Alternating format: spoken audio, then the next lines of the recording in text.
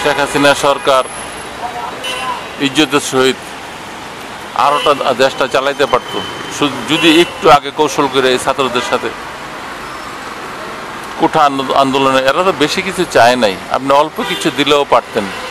আপনি এত শিক্ষিত মানুষ, প্রধানমন্ত্রী, ভার্সিটি পাস করে আসছেন, অন্যান্যদের মতো 8 পাস 9 পাস তো আর না।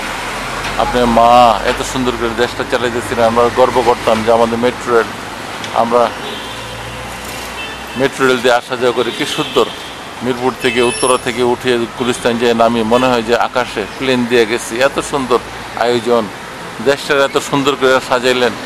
একটা দুইটা কথা পাবলিকের মনে তো খুব থাকবেই, একটা দুইটা কথা এলোমেলো করার কারণে আজকে দেখেন কোথায় গেছে। আজকে আপনি ডাকেন এদেরকে বসার জন্য, এরা বসতেছে না, অথচ এরা বলতেছিল যে আমরা বসবো।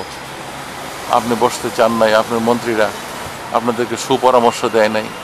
এখন মনের খুব, ইলেকশন যে খুব কীরকম হয়েছে, আচ্ছা কয়েক বছর যাবৎ মানুষ ভোট দিতে পারে না। আমার ভোট আমি দেব, যাকে খুশি তাকে দিব, এই স্লোগানটা কোথায় গেল? ভোটের দরকারই নেই বিরোধী দল। তবে আমার একটা কথা মনে হয়, শেখ হাসিনা যদি এখান থেকে চলে যায়, গদি ত্যাগ করে, নেতা হবে কি? দেশে দেখেন নেতাই নেই, নেতা শূন্য দেশ। এই যে ছাত্ররা দেশটাকে গড়বে, এখন কোত্থেকে আনবে সেই সোনার ছেলে? কে হবে দেশের প্রেসিডেন্ট? কে হবে দেশের কর্ণধার? কোথা থেকে আনবে সোনার ছেলে? এখন দেখা যাক আমাদের শিক্ষিত ছেলেরা, শিক্ষিত নেতারা, নবীনরা এই দেশটাকে কিভাবে গড়ে। আমরা প্রবীণরা এখানে বসে বসে দেখব নবীনরা কাকে নেতা বানাইতেছে, দেশটা কিভাবে চালাইতেছে। আমাদের দেখার কাজ আমরা দেখি মাত্র। আমি রকিবুল ইসলাম মক্কি ব্লক থেকে বলতেছি। আজকে 4 আগস্ট সকাল 6:30 আমি এখানে আসছি। আমি 10 নম্বরের অবস্থা তুলে ধরতেছি। খুব ভালো লাগতেছে আমার। এত তাণ্ডব চালাইলো কিন্তু একটা ভাঙচুর নেই, একটা ইটও নাই রাস্তার মধ্যে, একটা ইট পাটকেল নাই পর্যন্ত। এত পরিষ্কার আন্দোলন। সাবাস বাংলাদেশের নবীনরা, সাবাস বাংলাদেশের যুব সমাজ, তোমরা একটা আন্দোলন করে গেলা প্রেসিডেন্ট নামানোর জন্য, অধিকার আদায়ের জন্য। একটা ইটের টুকরো রাস্তায় নাই, একটা আগুন লাগানো নাই। কত সুন্দর অবস্থায় আছে।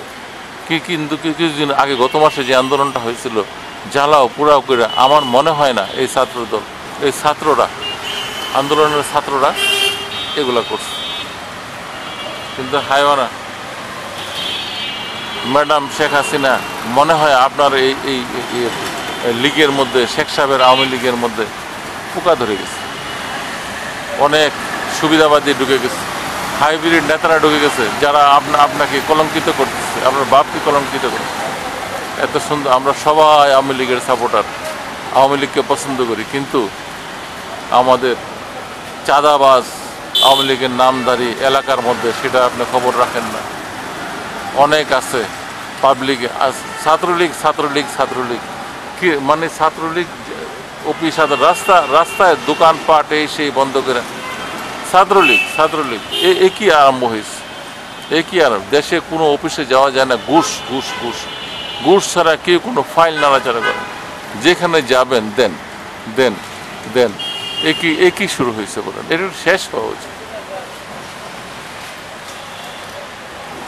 আমি রকিবুল ইসলাম মক্কি ব্লক থেকে বলতেছি। তাহলে আজকে এখানকার মধ্যে আসসালামু আলাইকুম।